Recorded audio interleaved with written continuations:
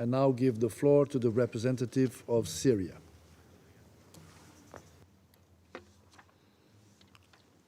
شكرا سيد الرئيس. Thank you, Mr. President. The world's eyes are fixed at the Israeli aggression in our region today. The aggression continues, where the occupying forces have committed dozens of massacres and brutal attacks and crimes in Gaza. Israel continues to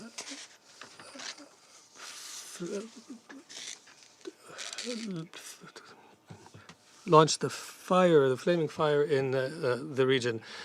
And in only 10 days, there have been 4 attacks against 2 civilian airports in Syria, which has halted the operation of the 2 airports and have also led to hindering the humanitarian operations of the United Nations.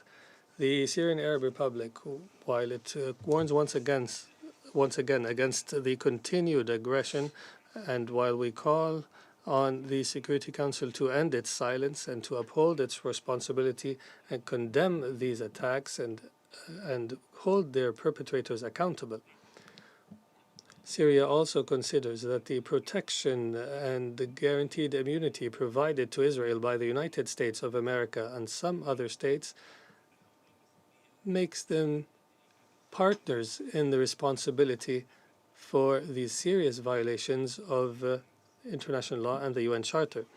Mr. President, in parallel with these Israeli attacks, the terrorists continue their crimes against the Syrian people.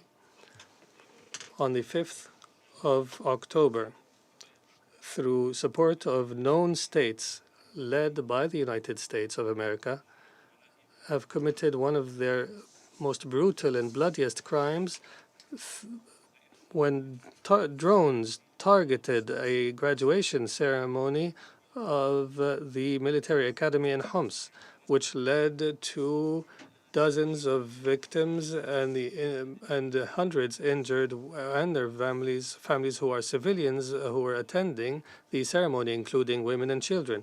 The Syrian Arab Republic affirms that this act will not dissuade our efforts to eliminate terrorism from our territory. In this same context, the United States of America continues its blatant violations against the Syrian sovereignty and territorial integrity through its illegal military presence on Syrian territory and its support for separatist militia in the northeast. These militia have recently shelled 2 water plants in Deir ez-Zor using drones, leading to their halted operation and depriving tens of thousands of Syrians of drinking water. In addition, the U.S. sends its agents to illegally cross into Syrian territory. And there was previously an assistant a secretary of defense who came to Syria, which proves the destructive role of the U.S. in Syria and which prolongs the crisis and the suffering. The U.S. and the European Union continue their unilateral, coercive, illegal, inhuman measures, depriving the Syrians of their most basic human rights, such as the right to food, health, education, development, leading to economic and humanitarian suffering that is unprecedented and that is further exacerbated boldly by the U.S. Through the looting of national wealth, including wheat, gas, and oil.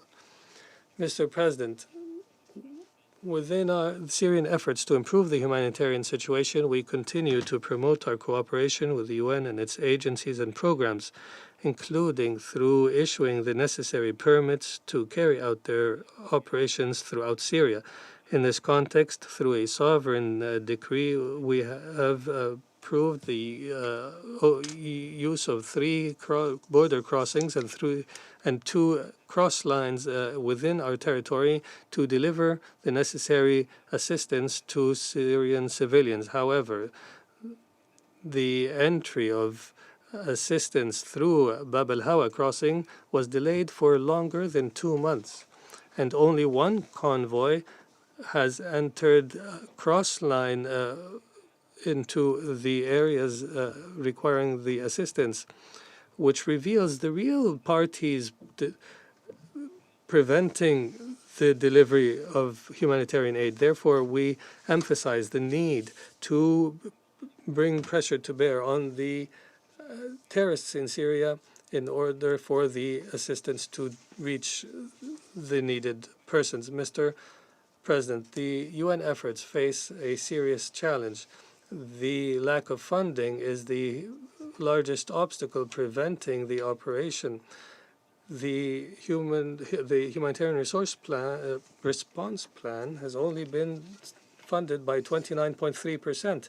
It is as though someone is deliberately prolonging the critical humanitarian situation in Syria, in particular after the earthquake of last February. This is a time when Syrians need long-term solutions and need to rely less on assistance.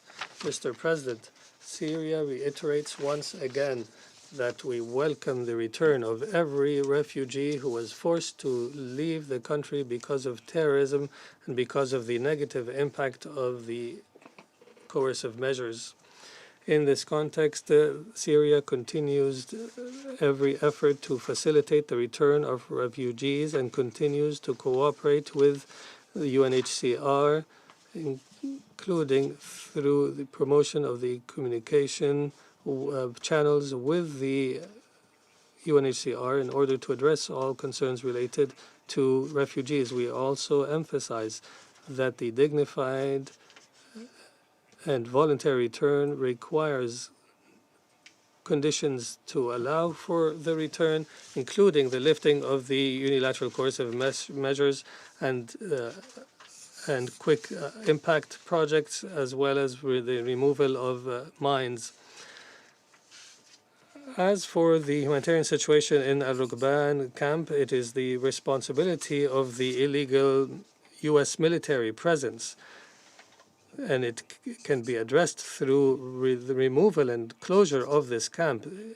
The same situation applies to Al-Hol camp, which is controlled by separatist militias. This camp must also be discontinued. Syria condemns all these American practices, including its support for terrorist groups, separatist militias, and its efforts to maintain the status quo at the camp.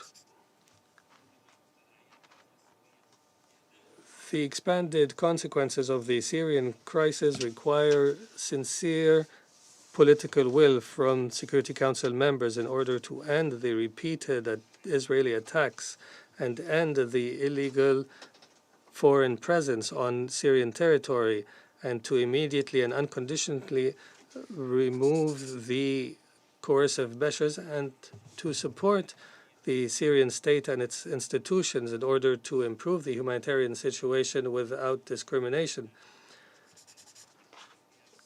In addition, donors must uphold their pledges, and we must increase the early recovery projects. Mr. President, allow me, before concluding, to mention the U.S. statement. We have heard allegations of the right to self-defense. The ambassador said their forces in Syrian territory. She has forgotten that these forces are illegally present in Syrian territory. It appears that the United States of America afford themselves the right for their forces to exist anywhere at any time without any approval or consent and in full violation of the law. It has used as a justification the war on Daesh, which is American-made. I would like to remind the U.S. ambassador of its country's history that is that is full of black episodes, especially in the Middle East, through the destruction of Iraq based on lies, and lately the full support and unconditional support for Israel. It has not sufficed in the previous days to impede the work of the Security Council to protect the Palestinian people. However, they have supported the Israeli war machine through its carriers and military aid, in addition to financial aid in the amount of billions of dollars. Thank you, Mr. President. I thank the representative of the Syrian Arab Republic